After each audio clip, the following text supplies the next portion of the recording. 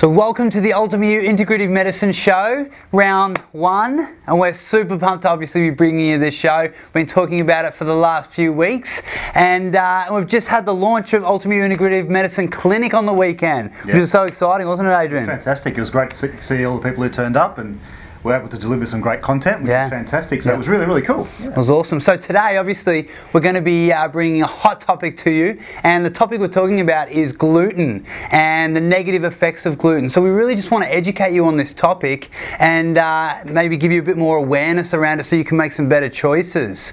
What do you think, Adrian? Shall we start? Let's get into it, mate. Cool. So, Adrian, let's talk about gluten. So, what exactly is gluten, and where do we get this from? So gluten's a combination of proteins, primarily found in wheat. It's a combination of a couple of proteins you may have heard of, got gliadin and glutenine. So it's a combination of those two things. It's a very, very complex in structure. When you actually wrap the gliadin and the glutenine proteins together, they form nice little pockets inside there, and that's what gives the gluten protein its sort of puffiness effect, if you like, and its elasticity. So it's very, very durable. And for that reason, it's contained within quite a number of food products. Okay, great. And what does it actually do to the body? Why does it have such a negative effect on us? Yeah, well, I guess that the main reason that we have problems with, or some people have a lot of problems with gluten, really, is the fact that we were never made to actually include gluten as part of our diet. It's sort of one of those freaks of nature, if you like, that through this has occurred. The reason that I say that is because we don't actually have the necessary enzymes to break down gluten protein itself. The best that we can do is break it down into little chunks. You know, normally when you eat something, a protein-containing product or any food, you're able to break it down into really, really small pieces so that it's easy to digest. So that's the normal way we eat food. But with gluten, it's one of those proteins that the body can't do that. We lack the necessary enzymes to be able to break it down into those small pieces, and therefore some people can have some significant problems. Okay, great. So what evidence is there to sort of linking us to getting sick to gluten? Oh, there's quite a bit. Yeah. I suppose that the three main areas that people might have heard a little bit about. Number one would be celiac disease. So it's probably the most well known in the popular media, and celiac disease affects around about 1% of the population. Okay. Yeah. The second the second group that you sort of look at in terms of people who have a reaction to gluten are those people who have got a wheat allergy. So that's something else that's separate again from celiac disease, and that's about 0.1% of the population. Then there's about 6% of the population who have got neither the wheat allergy nor celiac disease, and they're what we term gluten sensitive. Okay. Unfortunately, we don't have, at the moment, the science doesn't have the necessary biomarkers to be able to pick up on that. So normally you'd go for a blood test and you'd be able to tell, whether you've got celiac disease or whether you've got a wheat allergy. But we don't actually have a blood test at the moment to actually tell whether or not we've got gluten sensitivity. Now, within that gluten sensitivity, they can incorporate a range of problems through from digestive to some other things, and possibly some developmental issues as well, some neurological and brain issues also. Okay. So what people are at risk here? Is it everyone that's going to get hit with this, or how can you tell? Yeah, well, we know that from the science and from the research, and a lot of this, guys, is really recent, and it's constantly being updated. So, a lot of the stuff that we're getting through now is changing a lot of the thinking from what we had before. Years gone by, even back into the 70s, we don't only sort of think of gluten problems as being digestive sort of stuff. Yes. So people who had compromised digestive systems, we think that they were at risk. But we now know with the research that it's much more broad than that. Probably the number one group of people who should be sort of having a think about gluten as a part of their diet would probably be people who have got a history of autoimmune disease in the family. So whether that, especially on the mum's side, things like thyroid issues as well, really important to consider if people have had those sort of issues within their family. Potentially gluten could be one of the things they need to consider. Yeah, great. So for everyone out there who's listening, what symptoms should they be looking for to get that awareness if it's affecting them or not? Yeah, well, as I just said, if we were talking back in the 1970s, it would be that abdominal sort of stuff, the bloating, pretty soon after you've eaten gluten, or wheat-containing products. So wheat, rye or barley, they're the three that have the gluten in it, in terms of grain products. Sort of that cramping, the bloating, even the refluxing sort of stuff, that digestive sort of stuff. But beyond that, we now know that they aren't actually, because we're past the 1970s now, we now know that they aren't actually the most common presentations now with gluten problems. Okay. foggy mind, Yes. Problems with fatigue, anemia, particularly iron deficiency, anemia as well. Yeah. They're three of the biggest flags that we have that there is potentially a problem with gluten with that person in the diet. So even things that, if people have had anemia or for some reason they know they've had to have iron supplements or something like that, which is a lot of people out there, and they're not quite sure why they're deficient in iron for X amount of time, but they've had no other digestive sort of stuff going on, they should definitely go and get themselves checked out to see, especially for celiac disease, to see whether or not there's an issue, because anemia is by far and away the #1 indicator. Yeah, wow. So you mentioned brain fogginess, a bit of not having clarity. What other effects on the brain does gluten have? Yeah, so basically, I should also mention that when I was talking about the problems that we have with gluten, and we don't actually digest it properly. Yes. What actually happens is that when we do eat it, and it gets broken down into those not tiny particles, but sort of mid-sized particles for the proteins, as I was talking about. Yeah. When we eat it, it's actually our immune system that has to deal with that. So for most of the population, we can do that without too many issues. But for some people, that immune activation within our digestive system when they eat gluten sets off a bit of a chain reaction within their own immune systems, and it can crop up in other areas. Things like, for example, activating the immune system of the brain. There's definitely the current research is showing there's a massive link between gluten intolerance and things to do with mental disorders.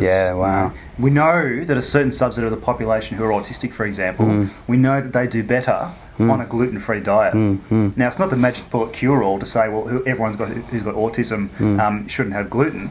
But the fact that we know that a certain percentage of that population reacts to gluten and is better on a gluten-free diet. Wow. So it does have a big impact. Yeah, it's quite incredible. Yeah, it does. And anyone who's really, when you think about it, anyone who's got any sort of immune compromisation, and that incorporates a range of things, if you're putting extra pressure on your immune system, just think about it for a second. You're eating gluten, you're not digesting it, your immune system is what actually has to deal with that gluten. If you're putting extra pressure on your immune system, then that may aggravate your condition in other areas, particularly if you're immune compromised.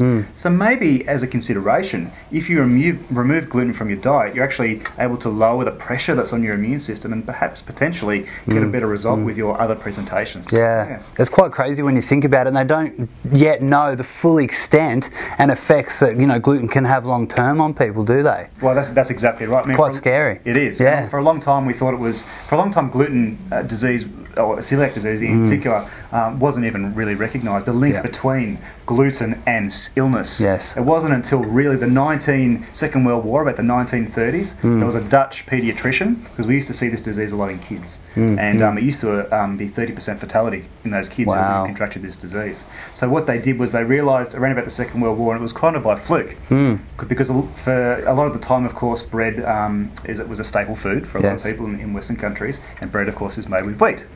And during the Second World War, there was a problem whereby, because of the war, they didn't have the supply of wheat grains from the farms, so they had to use other things like potato starch to make bread. And funnily enough, this Dutch paediatrician who was in the hospital treating these kids who were really, really sick, when they switched the bread from wheat to potato starch, all the kids got better. Wow. And that's how the link was made between gluten and celiac disease. So that's only been fairly recently. So these kids are dying, literally dying from gluten. That's just crazy. And they didn't know why. They called these kids banana babies, and you can feel free to Google it. All the evidence is out there.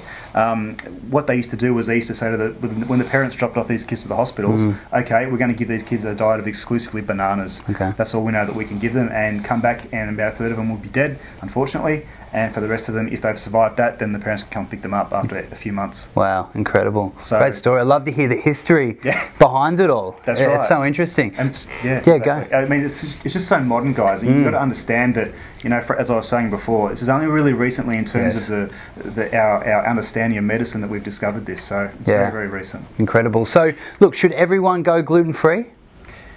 That is a very good question, Andy. As I said before, a lot of the population doesn't seem to have a problem with gluten. Our immune systems seem to be able to deal with it and then just move on. But for a large portion of it, and it is rising. I mean, if you look at the amount of people who are on gluten-free diets these days, it is getting up there. The amount of people who are doing it.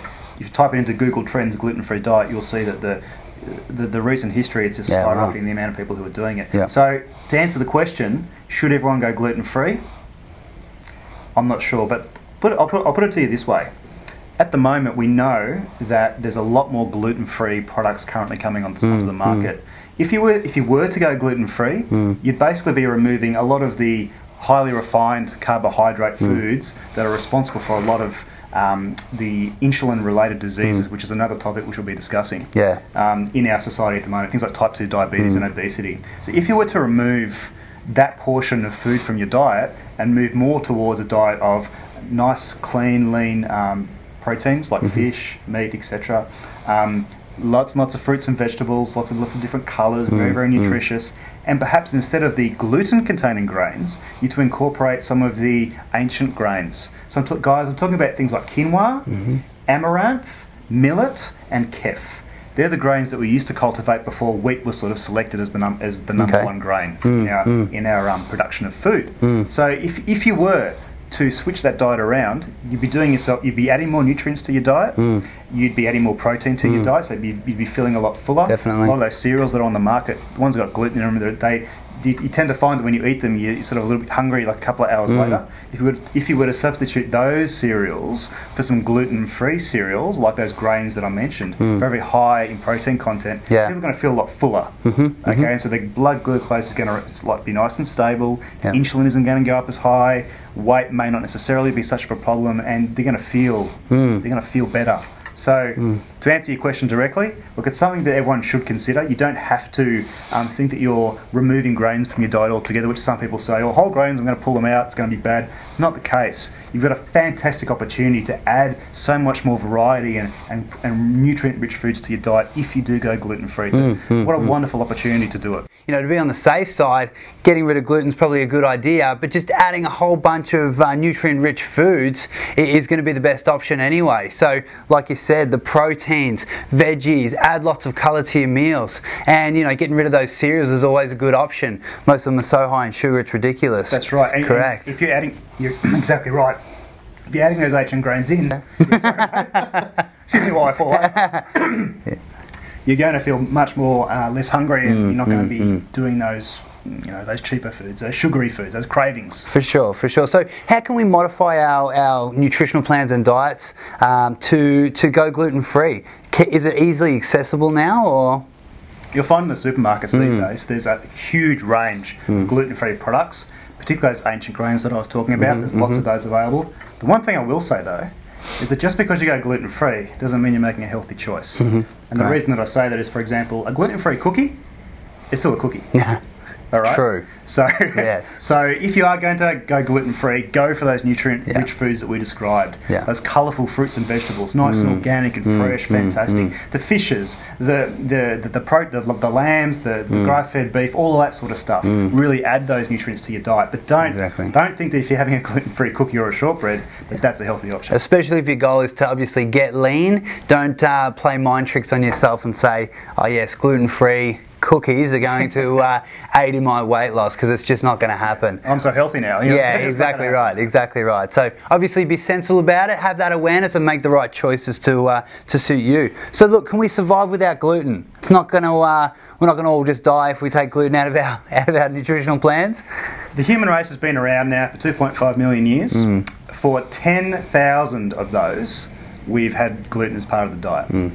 So we've survived for 2.5 million years. I'm sure we can survive for another 2.5 million without gluten. Good. I'm glad to hear that. I'm really glad to hear that. So look, apart from sort of avoiding gluten, what else can be done to reduce gluten sensitivity and the effects of that? Well, that's a great question, Andy, because there's a lot of research coming out now about probiotics. We know that our gut bacteria, that's our digestive system bacteria, the good guys and the bad guys, as we sometimes call them, the bugs, they actually do play a huge role in the body's ability to be able to deal with gluten. And that's a lot of emerging research which is coming out now. So something that you can do, guys, is have a good look at a quality therapeutic strength probiotic. And we're talking here about the strain of the probiotic is the most important. So what you want to do is get some really good advice. We've got probiotics available in our clinic as well, which we prescribe for patients, tailored to the individual, which is very, very important. If you are going to get a good quality probiotic, make sure it is in the fridge. You see a lot of probiotics out on the shelf, and they're termed as shelf-stable probiotics. There is no such thing as a shelf-stable probiotic, so just be aware of that. And how do they get away with that? Interesting. That's a topic for another show, I think so. which we'll talk about. Yeah, you really need to have a good look at that, guys. And cheaper is not necessarily better. You know, if you're out there in the pharmacies, for example, I'd highly recommend you go and talk to either the pharmacist or a health food shop, or see a naturopath, for example, who might be in the health food shop, or come and see us in the clinic. As I said, we've got lots of different strains of probiotics which can help maintain the good guys in your body, and then therefore help to increase your ability to deal with gluten. Yeah, awesome, Adrian. So look, for all our wonderful listeners out there, if they think they're being affected by gluten, what can they do? Well, as someone who's a healthcare practitioner, the first thing that I'd say is, if you're not feeling healthy eating gluten, don't eat it. Pull it out of your diet. We've talked about the fantastic options that you've got available, and what a wonderful opportunity to cut the crap out of the diet. Go gluten-free. Eat all the fresh, beautiful foods that are out there. Try the grains that haven't got gluten in them. You'll be surprised. You'll be amazed. It's just a wonderful chance to experience all these fantastic foods out there. But yeah, as a healthcare practitioner, if you think you're having a problem with gluten and you're not feeling well eating gluten, remove it from your diet. You don't need it, as long as you're substituting that with some other great nutrients which we've spoken about. Yeah, that's right. And with all the options out there in the whole foods world, with all the different meats, proteins, veggies, coloured veggies, why would you go for gluten in the grains anyway? You've got so much other choices out there.